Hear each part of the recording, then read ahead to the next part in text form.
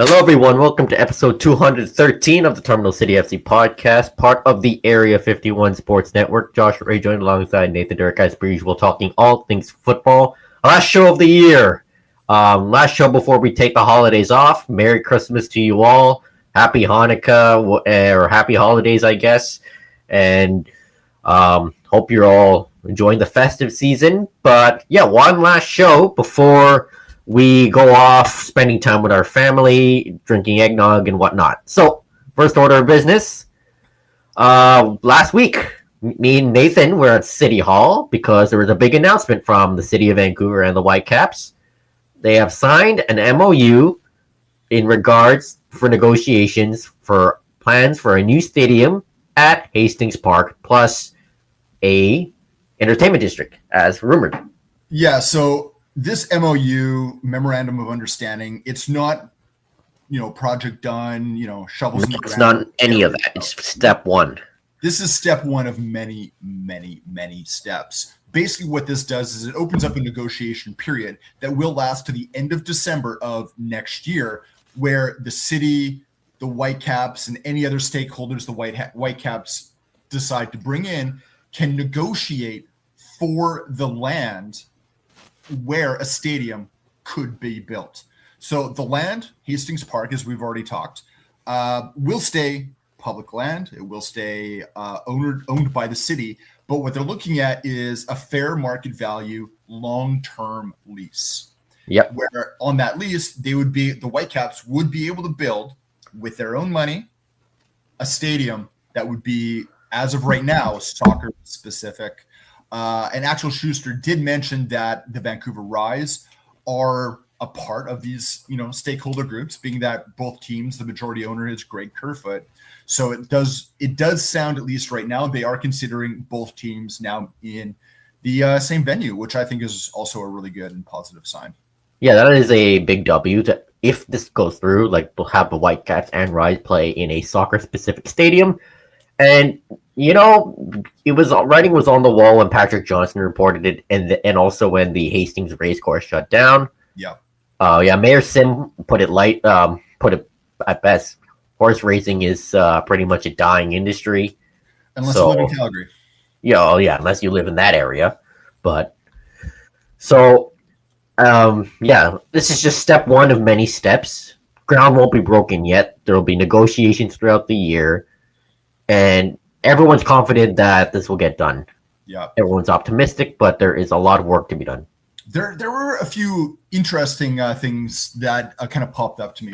One was the fact that they're saying that not only the stadium, but the entertainment district will be all wrapped up in a singular plan that will be put forth by the Whitecaps and any partners they choose to bring. So it sounds like the city is kind of just letting the Whitecaps go and plan not only their stadium, but the surrounding area of that entertainment district. An entertainment district that we have to remember will extend to at least up to and include the Pacific Coliseum, so that it creates a unified district.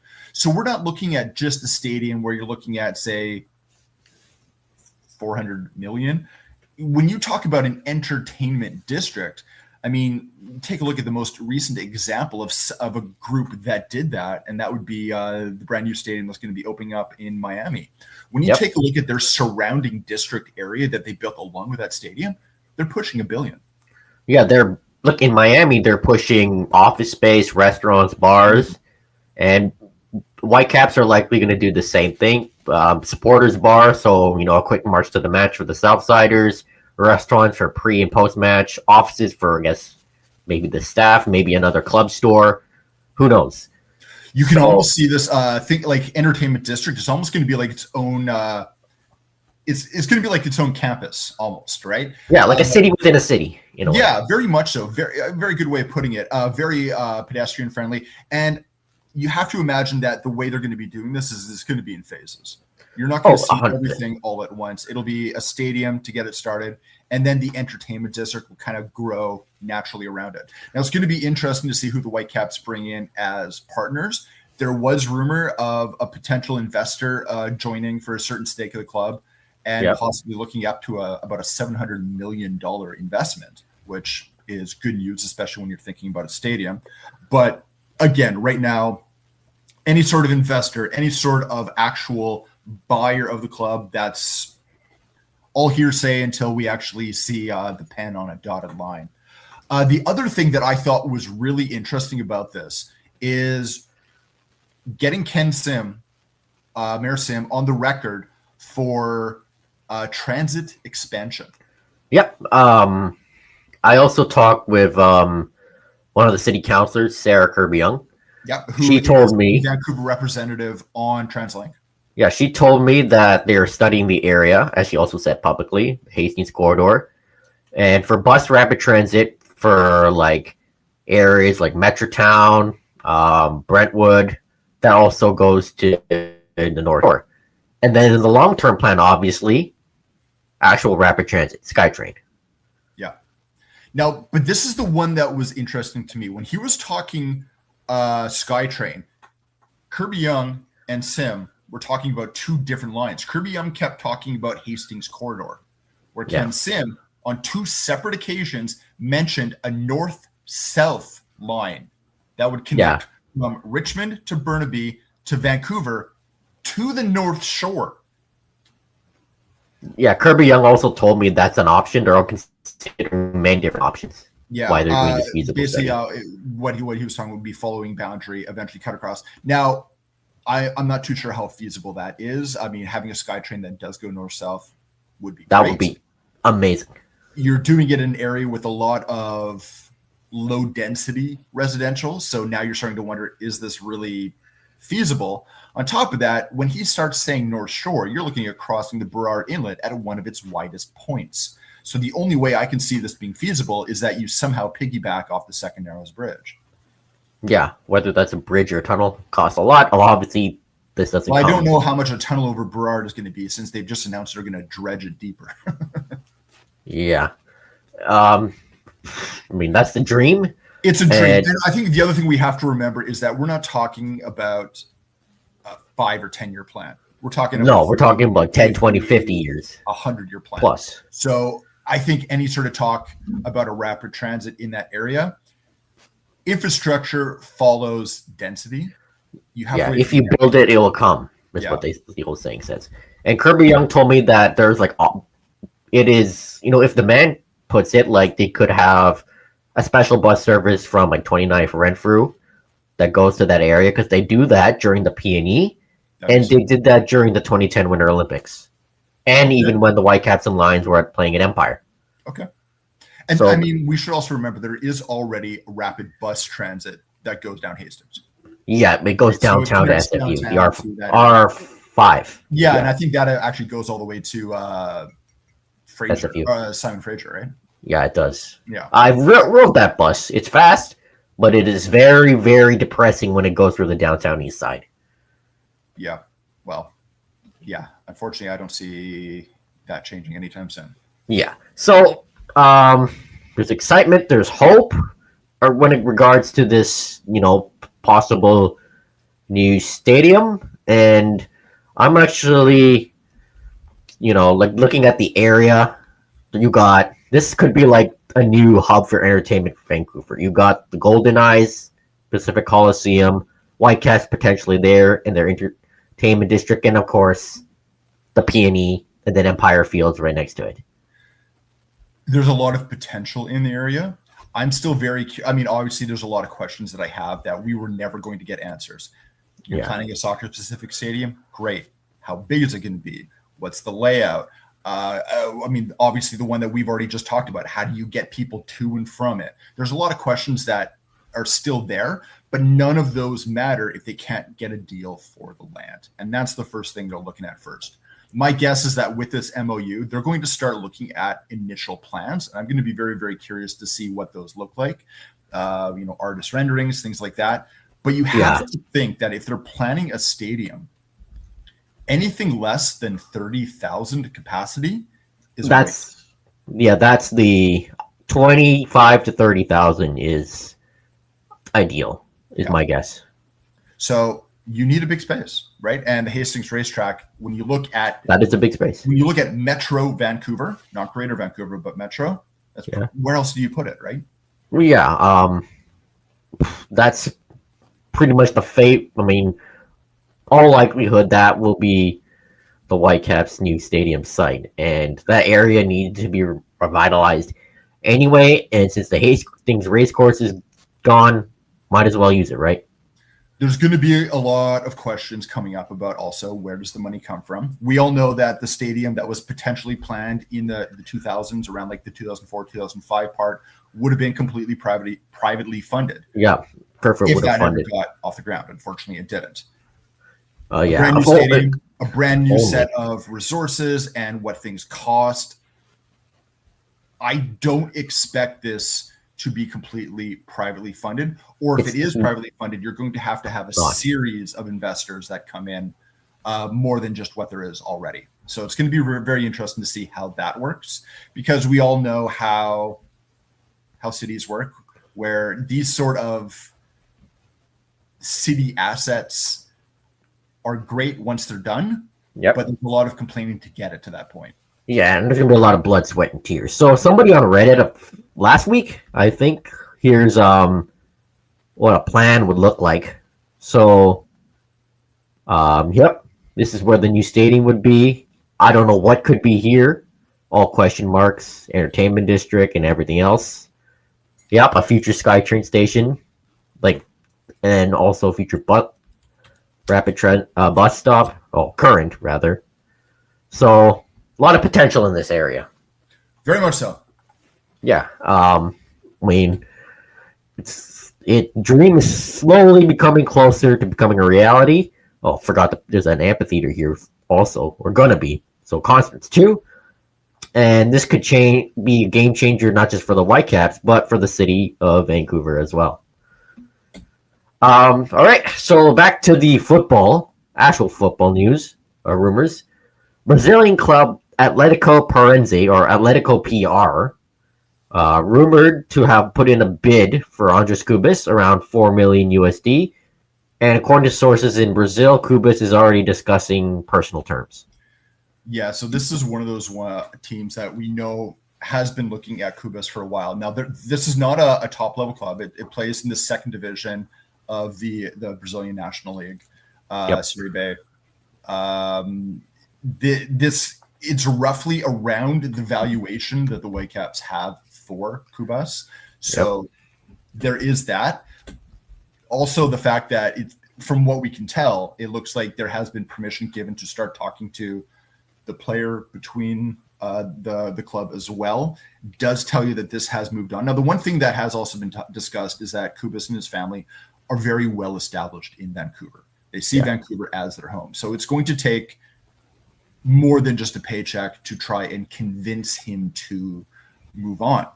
But I mean, this is a very real offer. This is something that could happen. And I think a lot of us would be very disappointed if it did, but a lot of us would be sad too. We had to understand there was going to be a very, very reasonable expectation that given the season the Whitecaps had, many teams were going to be interested in their players.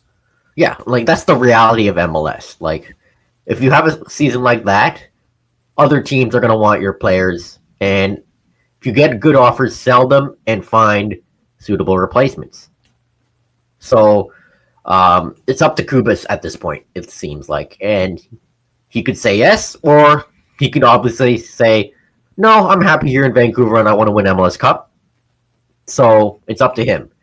And it would be very sad if, the Whitecaps lose Cubas, given what he brings. But there's a lot of trust now, even for me. Axel Schuster and Quinn Thompson, his whiz guy with the cap and everything and data. Maybe they're already looking at replacements just in case. Yeah. So, Caleb Wilkins, I think he put up an interesting name. Yeah, team he supports should sign someone he knows. If Cubas does get sold, Caleb says he would like Jean-Claude Aziangbe, who plays for Yokohama F. Marianos, the old team of Yohei Takaoka. Yeah, that's right. And similar profile to Cubas, as you can see here by the charts. Yeah.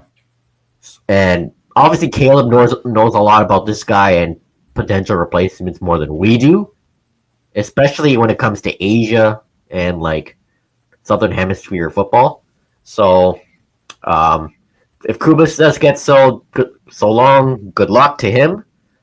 But at this point, you got to trust the front office to find a replacement. Absolutely. Now, the other one that we're still waiting on is Yohei Takioka himself, who is out of contract right now and is in negotiations with the Whitecaps. Yep. From what we've heard, things are progressing positively. Yep. About a week ago, it was 50-50. Now it seems Now to be leaning in favor of him staying. Deal's not done yet, but it has been reported by Transfer Market and specifically Manuel Veith that it's very likely now. Yeah, it's moving in the right direction. So yeah, and Axel Schuster was on Halford and Bruff, and he said it's very extremely likely, and it's all up to Takaoka now. Yeah, the offer is out there. They've been negotiating back and forth. Yeah, and he's obviously back in Japan, so that obviously going to take time. He might not even get any news until after Christmas at this rate. But you know what? I'm all for Takaoka staying, given what he brings. Yep. And I think a lot of Whitecaps fans will be very happy as well. One signing that has been done from the second team up to the first team is Nikola Djordjevic.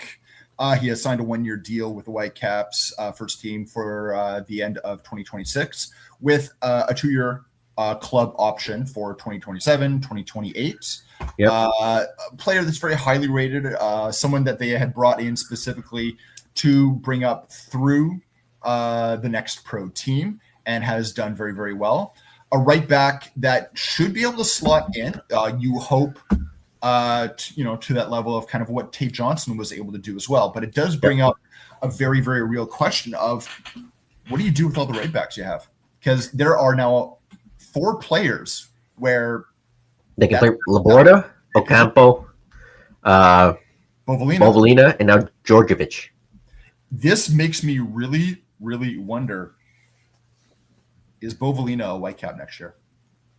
Me, I don't think so. He did not get many minutes at all last year, and I think they either sell him or loan him out. I think it's a very real possibility. I am going to be very interested to see kind of what everyone else thinks, but we'll have to wait and see. Now, the one thing that Djordjevic has that's in his favor, in contrast to a player like Bovalina, is that Djordjevic is American. He was born in Austin, Texas, which means that he's not going to take up an international roster. Yeah, he's a homegrown player. Exactly. In a way. Yeah. He has been with the Whitecaps. I think he's been in the setup for a year. I'm going to read the actual press release here. Let's bring it up so everyone else can see. Mm-hmm.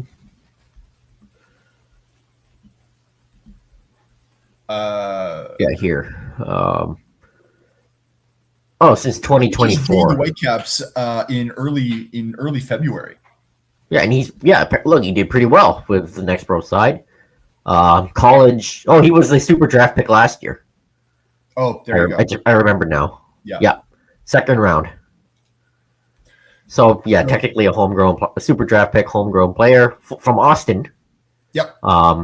That should be fun for him if he goes back there with the Whitecaps next year. 23 years old, perfect age, young, and we'll watch his career with great interest. Whitecaps are set at fullback now, especially, hopefully, if Sam Adekugbe returns healthy. Yes. So it does feel like in terms of right backs, fullbacks, Bovalina is on the outside looking in. And speaking of the super draft, it's tomorrow. Whitecaps picked 29th because they made the MLS Cup final and were the runner-ups. Yeah, so don't expect a whole lot unless the Whitecaps decide to trade up for movements, which they have done before. They've done. That's how they drafted Ngondo. It is how they drafted Ngondo. We'll just have to wait and see. But the offseason basically gets going. We've already seen different players leave. Max Anchor joining Seattle. And a bunch of big signings already with different teams. Montreal's been busy. Toronto's been busy. LA made a trade with Philadelphia. Big one. LA Galaxy, rather. No, sorry. The defender. You're right. And Yeah, Garibo Galaxy. has moved on as well. I didn't even know that. Oh, Yeah. I think I missed that. Yeah, it's been busy. It's going to get busier. We're not finished yet. Yeah, there are still a lot of like free agency. Oh yeah, you're right. Just 2 hours ago, DC United, the Wooden Spoon winners, Yeah, signed Baribo. that's Acquired. them moving on from Benteke. Yeah. I don't know. Philadelphia's losing some big key pieces. You know what? I think this might have been something in the cards, especially since they brought in Olowski. Yeah, so they can. So I think the plan is to play Olowski up front because Yeah. he's been playing on the wing since he joined Philly. I kind of think that this might have been how they sold him on a project. Yeah, and that's big for DC. And we also get have to Baribo. remember how Philadelphia plays. There's a bit of a moneyball situation that goes on there, right? They're not ones that spend the most, but they try to bring in players so that they can sell them higher later on, and that's how they basically stay. It's a model the Whitecaps followed. Yeah, very much so. Well, until they, signed a certain German guy. Yeah, I kind of said, all right, well, we can take a different model. Yeah, and Glesnes is the defender that LA Galaxy acquired, and given Philadelphia's brass, they'll probably find a suitable defender to replace him. So, unfortunately, and much to my surprise, Leagues Cup is going on next year, which is insane because there's also the World Cup, which means a compressed schedule, and the Whitecaps are in because they made the playoffs. Yeah. Now, I honestly thought that you could still decide to be in or not, kind of like how it was last season. I thought it was not even going to happen because of the World Cup. You know what? I'm honestly, if you played the second team in Leagues Cup, I'd be fine. Might as well give the kids some experience. Yeah. Like, even though they're against Mexican sides, but I think every MLS team should just send in their second team. To give the kids experience. Yeah, could you imagine, like, Atlas versus Whitecaps FC 2? You know what? It would be like a Champions Cup on the women's side when the Rise were being forced to send their academy playing against Mexican sides. Yeah, they're playing against their own women. Right? Yeah, it's just asinine and insane that this Apple TV tournament is still happening. Yeah. Because Whitecaps, among and into Miami, played the most games out of anybody in MLS last year, and now they're going to be playing four different competitions. Compressed schedule. League, Can Champ, Champions Cup, and now Leagues Cup. Yeah. I don't know. Like, I was very taken aback when it was announced because I thought it was going to be canceled this year because of World Cup. That's the logical thing to do, right? But MLS and logic again. The prize money in the prize and the Apple TV dollars. Yeah, is so high compared to say US Open that you knew they were never going to get rid of it. But yeah, it doesn't mean I have to agree with it. Yeah, and I guess the league wants Messi, Mueller, and Son and all the big names to be in it. Oh, I mean, of course, yeah. Yeah, and I guess, because, show off also to the Mexican fans. Hey, these clubs are playing against these former European stars. Come check it out. So, well, I don't like it, but again, Whitecaps might as well play the twos. Yep. Yeah, just to give guys minutes. So the first team can rest and recover. Tom Bogert had reported earlier on the schedule of Leagues Cup. It's going to start first week of August. The final will be first week of September. Very similar to what it was. So it's a tournament that's going to follow right on the heels of the World Cup. Now, that is when I would assume the schedule is not out yet. Can Champ quarterfinals. Be around that too. Now, if they can market this in a way to bring anyone who had been watching World Cup into this as kind of like saying, hey, you just finished this. Here's something. Here's a World Cup style tournament. Plays. You know what? Maybe you can find some benefits that way. But on the long term, yeah, it's just not a cup for me. Yeah, we all know how we feel about it. Like, if the Whitecaps win, sure, it's another trophy to the cabinet. If they don't, We've never been also quiet sure. about what we thought about it. Yeah. So that's Whitecaps. In the CPL, FC Supra, the new team from Quebec, have brought in their first players. David Chouanier, Loic Quemi, and Sean Rea. David Chouanier is obviously Matthew's older brother, who also is staying at LAFC, by the way. Yep. And he just left Forge and has been one of the best midfielders in CPL. And Super gets a big name as their first player. You know what? Obviously, they have self-imposed restrictions into who they're allowed to sign, being the only signing individuals that come from the province of Quebec. And Chouanier definitely does. They have such a huge and talented player pool from that province. This can get done. And I think they've started very well. Yeah, and the other guys, Loic Quemi is Cameroonian-born forward, but he spent his early formative years in Quebec. Yeah. This guy played in lower amateur leagues like futsal before rising up to CS Saint Laurent in Ligue 1 Quebec, and he played for Valor, and now he went to Ligue 2 Quebec. Now back in the CPL with Supra, and Sean Rea, he's their goalkeeper. Montreal born and raised, came through the Montreal Impact, now CF Montreal Academy, and he's even trained with Pescara and Schalke. Pescara is an Italian club. And Schalke? So, Quebec. In Germany? Yeah. Good on him. A 5 foot... Wait, no, sorry. I'm reading this wrong. He's a forward. What am I saying? 5'7", because if he was a goalkeeper, like, that's short. Very, yeah. Yeah, so they got two forwards and a midfielder. Chouanier is a guy that you can build a team around, right? Especially he's their cornerstone. If you're going to go through him. So yeah, like I said, it's still very, very early days, but it looked positive. Yeah, and they're trying to be the Bilbao of Canada, which the Whitecaps tried to do a few years ago. Yeah. So. Yeah, you know what? That's a comment that Axel.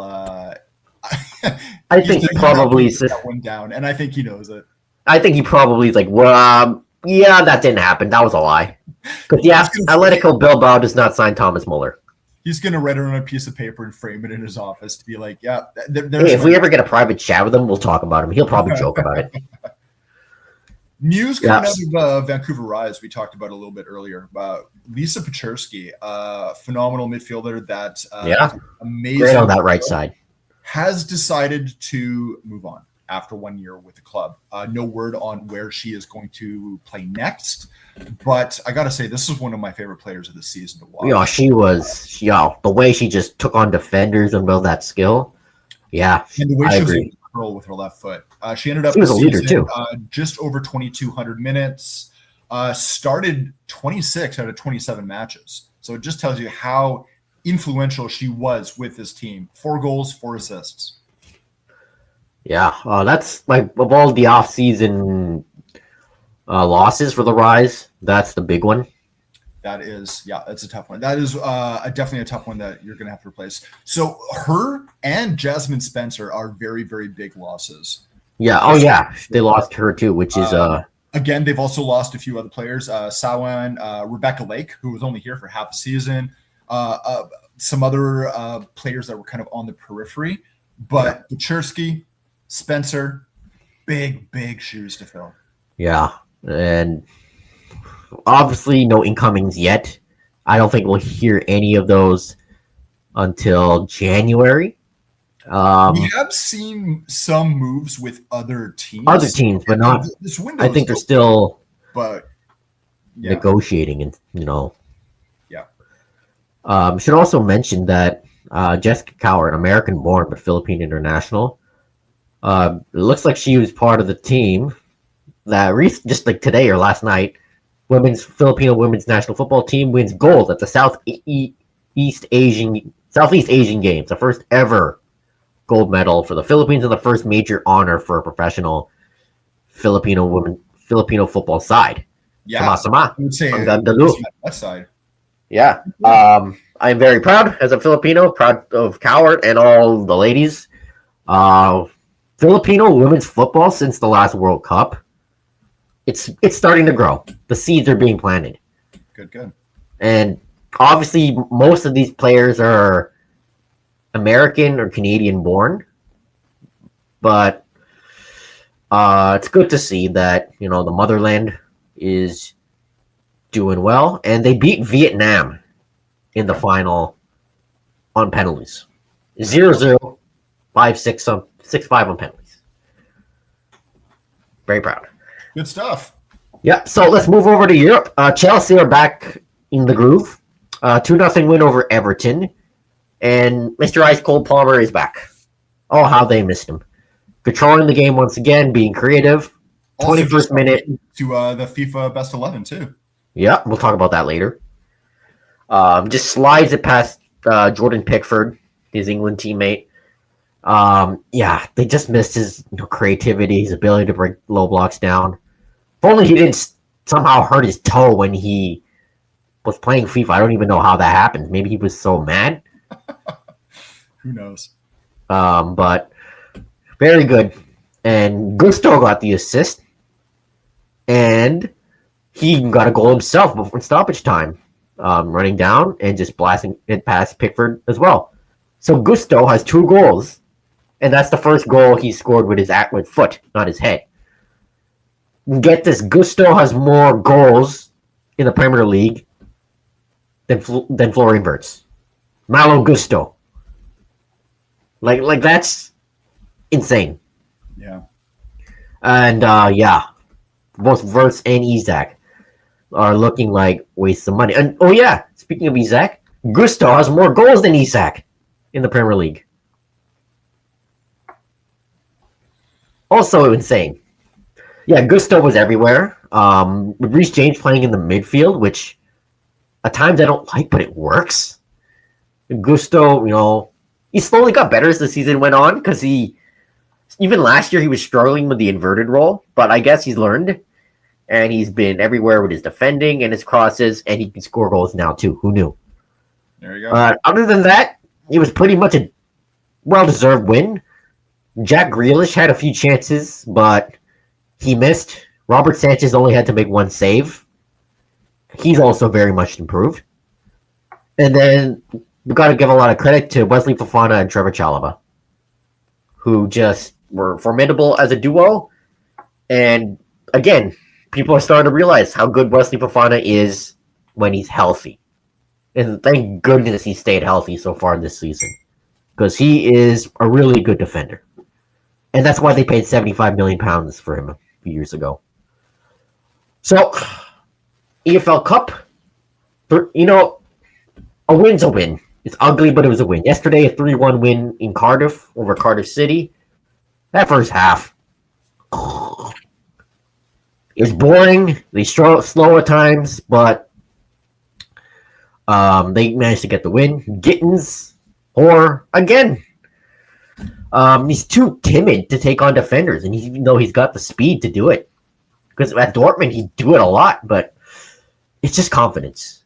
And Federico Buonanotte, who I forgot existed because he's on loan from Brighton, poor as well. Rusty, makes sense.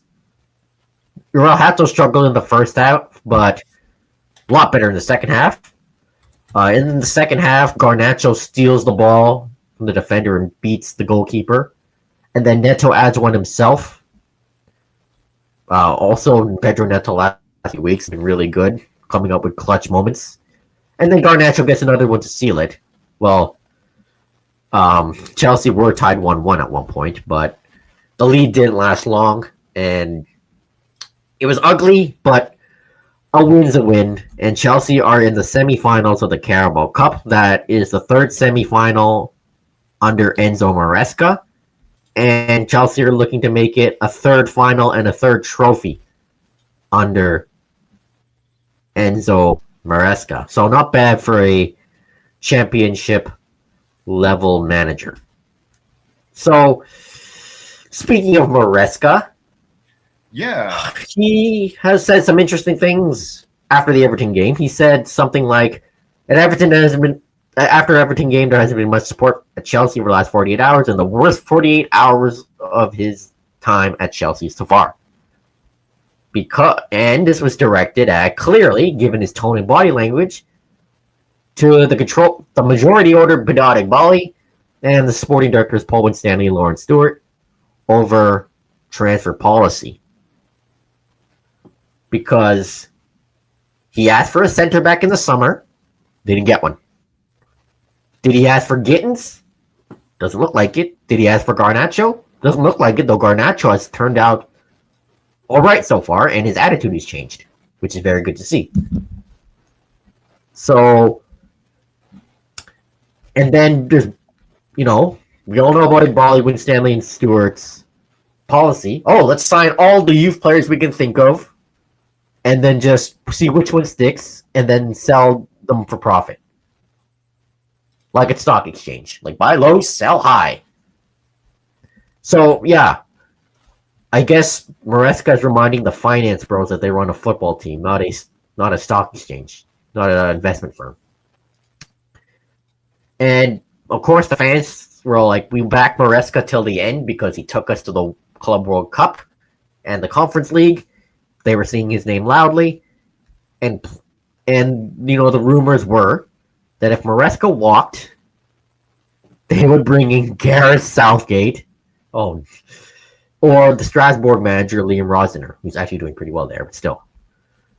Honestly, if that happened, if they brought in Southgate after Maresca walked, the club deserves to be liquidated. Because you've got a good thing here, and you got a manager who knows what he's doing, who's got the team playing a clear identity. Sure, he has his faults at times, but this is a guy that has potential and is slowly moving towards that potential to be a world-class coach. And they signed him to a 5-year contract for a reason. So back the guy, give him the players he needs to cook. So in the January window, buy a defender.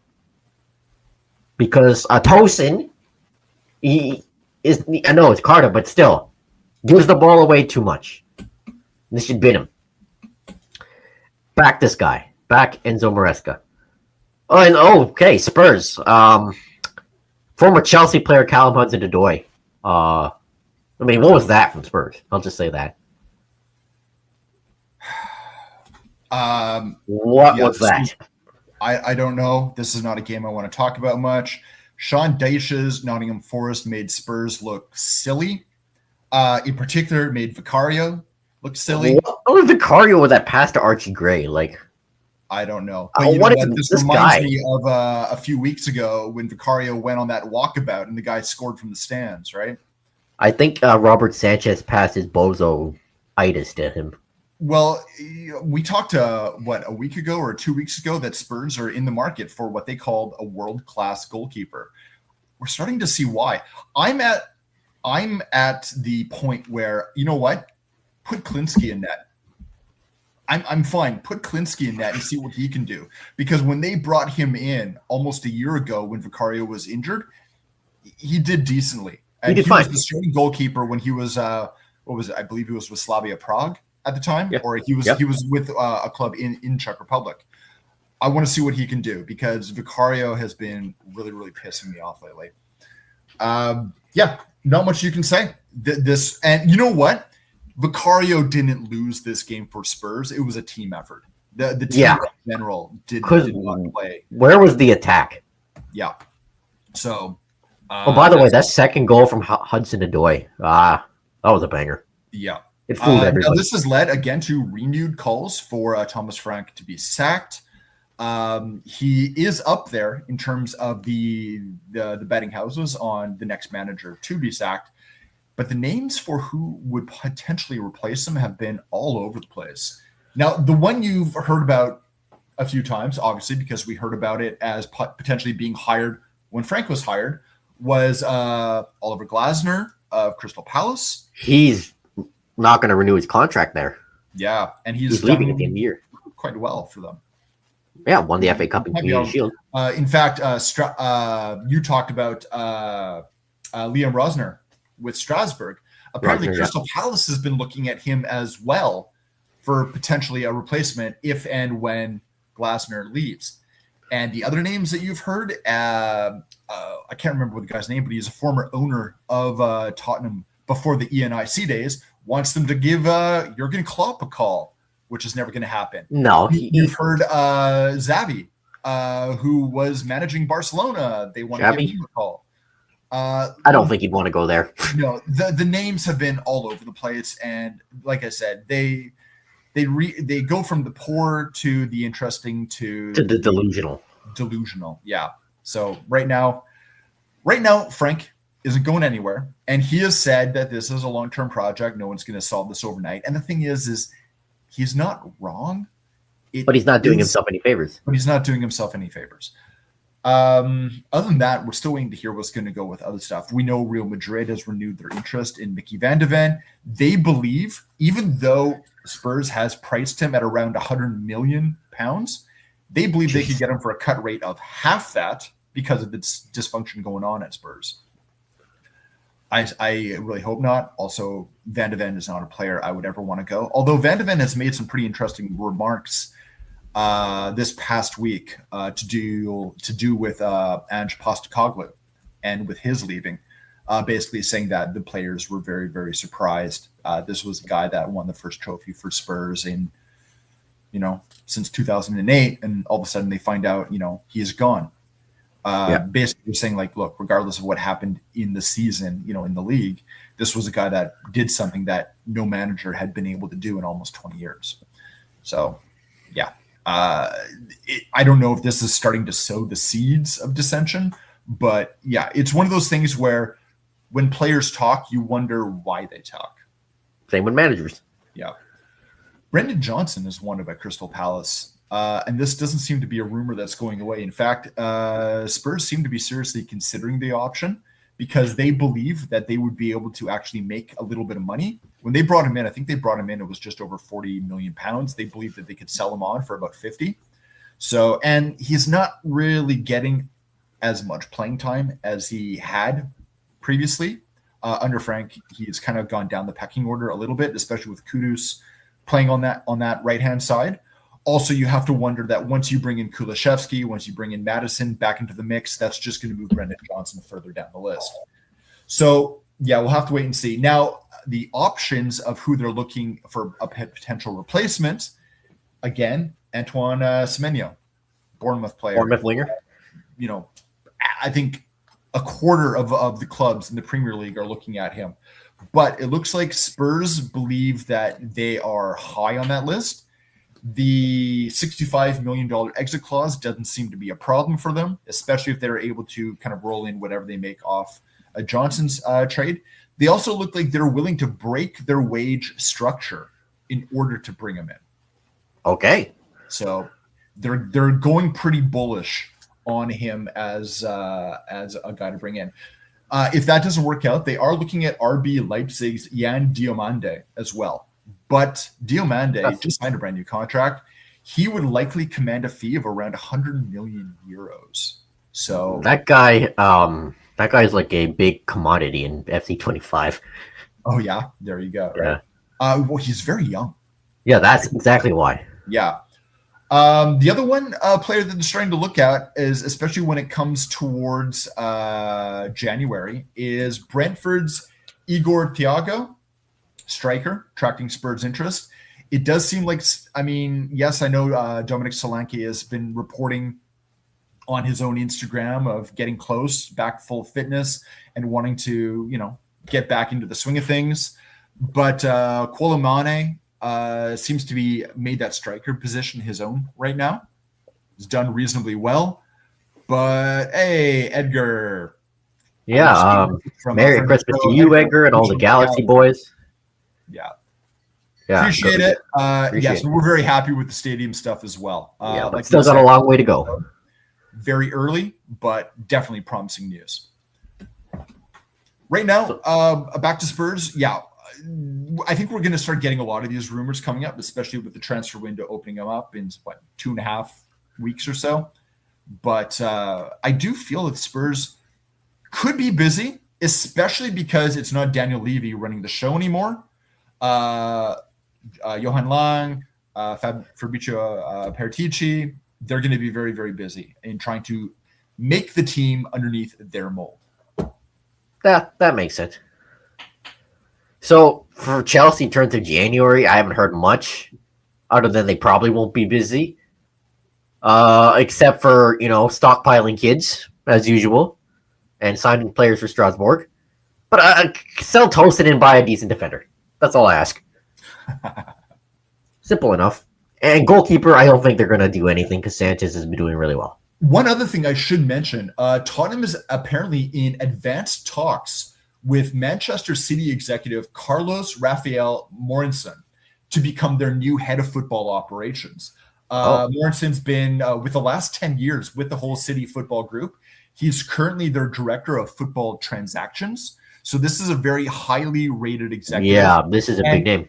Yeah, if Spurs, they have been really working on changing that executive structure. Big name to bring in. This is seen as a major, major coup, being first reported by David Ornstein right now. Yeah. So this is solid news. All right. So FIFA has announced World Cup ticket pricing tier, for fans from qualified countries after fan pressure and backlash because they were so expensive, and they've made them cheaper, $60. Yeah, so is the $60 price tag is going to be for nations that have qualified already, fans that are within in the World Cup. Yeah. Canada Soccer has also posted that a certain percentage of those tickets will be dedicated to Voyageurs supporters group members as well. Yeah, because this was the original. Yeah. Because we all saw what the ticket pricing was. It was getting absolutely nuts. And some of these tickets were already 7 times greater than what ticket prices were at Qatar. Yeah. So, welcome news. Nice to see FIFA actually do something in support of their fans instead of trying to recognize their fans. Yeah, instead of screwing people over like they always do. Yeah. But now, this supporter entry tier apparently is going to make up 10% of all tickets. So that's a sizable portion. Yeah, that's a pretty big portion given the how big the World Cup is. Absolutely.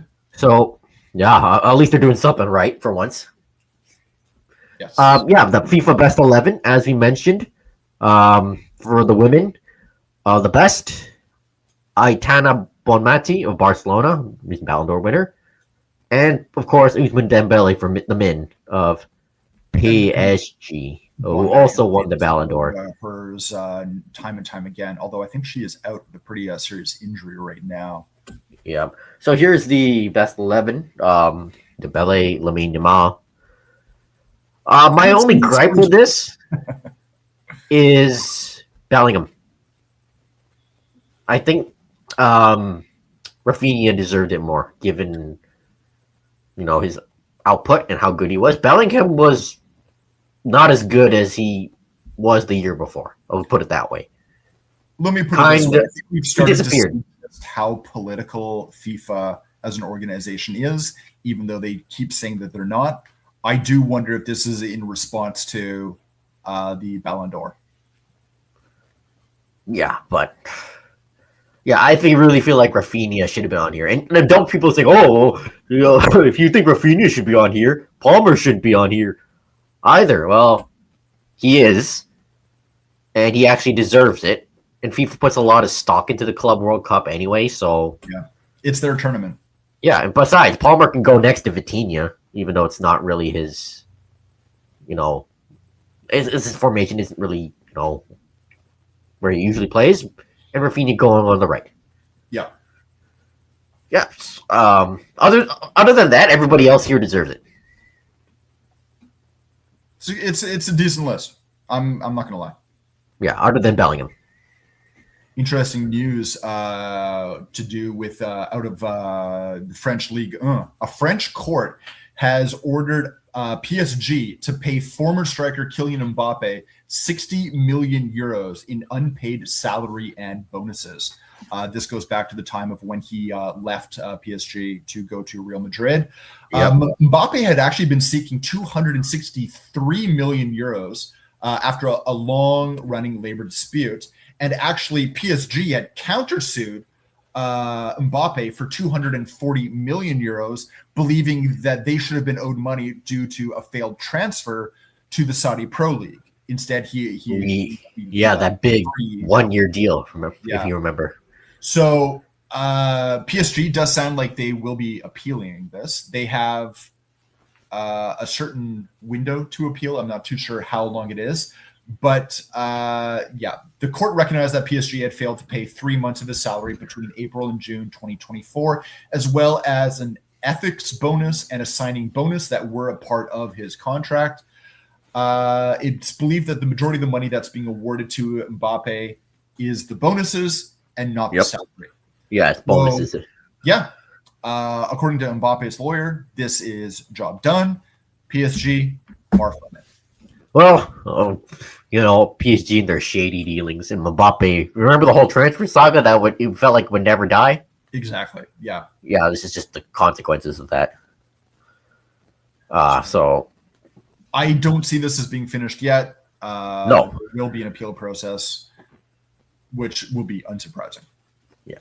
So we'll end it with some messages. So, let's look back at 2025. Been quite the year in football. Let's start with the Whitecaps, obviously. Nathan and I had the best time covering the Whitecaps. Anyone who covers the team will tell you that. Because, what a season it was. Champions Cup run, another Can Champ win, and of course the whole MLS season. I'll never forget many of the games that we were at this year, especially the LAFC game in the playoffs. Never going to forget that. No. The run in the Canadian Championship, some of those late goals in Mexico. I think that goal by Tristan Blackman's going to stick with me for a while, as well as I believe it was White's goal. Beating Sergio Ramos was always nice.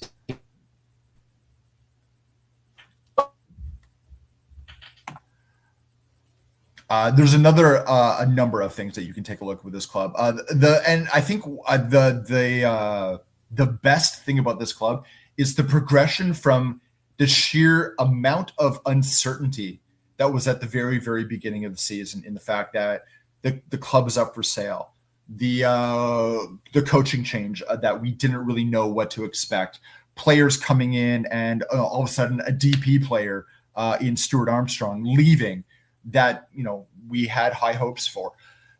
To see what this team was able to get done very, very quickly, to see brand new players making their stamp on this team, like an Emmanuel Sabi and what he was able to do coming in, to see current players from previous seasons, make their mark. What Sebastian Berhalter was able to do, Ralph Priso, Ali Ahmed, the rise of Yohei Takioka. There was a lot that we were very, very proud to be witnesses of with this club. Yep. And I think that even though they did not win they didn't win the Champions Cup, even though they did not win MLS Cup, there was no expectation from the beginning of the season that they would. Nobody did expect what they did in this season was a success. And I think from how we were feeling about this club at the beginning of the season to how we feel about this club today is completely different. I think there is a lot to be positive about, not only from the product on the pitch, but from what is happening off the pitch in terms of the stadium news, with the understanding of Axel Schuster and what he has been able to build with this club. I think there is a lot to be positive of looking forward. That's all I have to say about the Whitecaps. I think we can also talk about the Vancouver Rise as well, and the season that they had. First NSL winners. Yeah, NSL inaugural winners of the Diana B. Matheson Trophy. There's a club that we didn't know a lot about heading into the season. Simply, to be fair, nobody had no history. Nobody had do anything about. But I think there's a lot to be positive of. Obviously, there's going to be changes.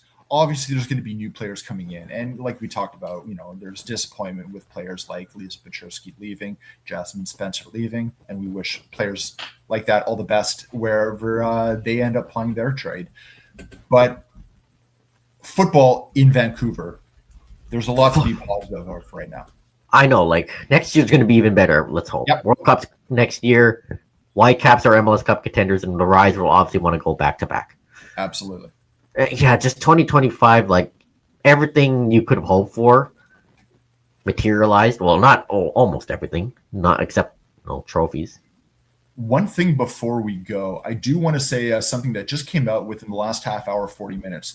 Tom Bogert, MLS news guru, has been talking about what the potential of a new divisional structure in MLS could look like. Let's bring that up.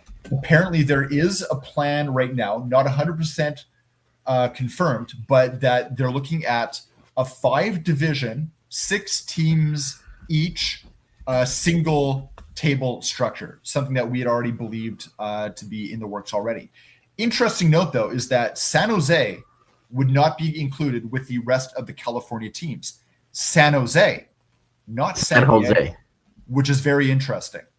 And DC United would not be included with the Northeast teams. DC United, I'm not surprised. You've got a lot of teams in the Northeast you'd have to make through. But the fact that they're looking at not including San Jose over San Diego is very surprising to me. This also would include a new playoff proposal as well, but hasn't been decided yet. Oh, I think I kind of know. I kind of see why for San Jose. San Jose is Northern California, and they want to keep the Southern Californian teams. Because look, as you can see here, all the other teams in San Diego, the Texas teams are Northwest, and they put the Earthquakes as a and they also want to keep the Cascadia teams together. Yep, which I'm very happy about. Yeah, and DC grouped with the Florida teams and the Mid-East teams. Yeah. Unfortunately, that's just the way that was going to be. This is not going to be difficult with DC. Problem is, you're changing a lot of rivalries that have existed. Here's what Tom wrote here, so I think that's also why. Yeah. Still, I don't know. Just the history of the league, that one is surprising me. Geographically, I get it. Yeah, but let's see where this goes. But again, been a great year for football for us. Our podcast has shot up. The viewers, the listeners, especially after Mueller signed. Even before then, it was growing. Because it's great covering a winning team. And thank you for your support again. We love doing this. Football is a passion of ours. Football is life. And for the most part, it was a great year for our European clubs. Up and down, rather. Great in some ways that both our clubs won trophies. And, 2 weeks off. We're going to spend Christmas, in the holiday season with our families, eating. I'm going to be playing a lot of FC25. Second in my first year with Chelsea. I'm going to see if I can get into Football Manager, but right now this whole new version of it is not impressing me. Yeah, I got to figure out how to defend because I scored the most goals in the league, but I'm giving up the most. Oh, there you go. I don't know how. And the simulation is so... You build from the back, Josh. You build from the back. I'm trying to do, but the simulation is so whack. There are games that end 6-5 when I simulate it. You playing hockey? It looks like it. Yeah. I don't play most of the games. I just simulate and do the tactics. You're the alien. You're the 1980s Oilers. Just score more than the other guy. It doesn't matter how many you let in. Yeah, and plus I forgot to buy a goalkeeper in the summer window. That explains it. There you go. So, Merry Christmas to you all. Hope it's a good one. And of course, if you're struggling, reach out to people, and love. So we'll be back in the new year talking all things football with Whitecaps season and all that. And yes, World Cup next year. We're going to be all over that for Area 51 and this podcast.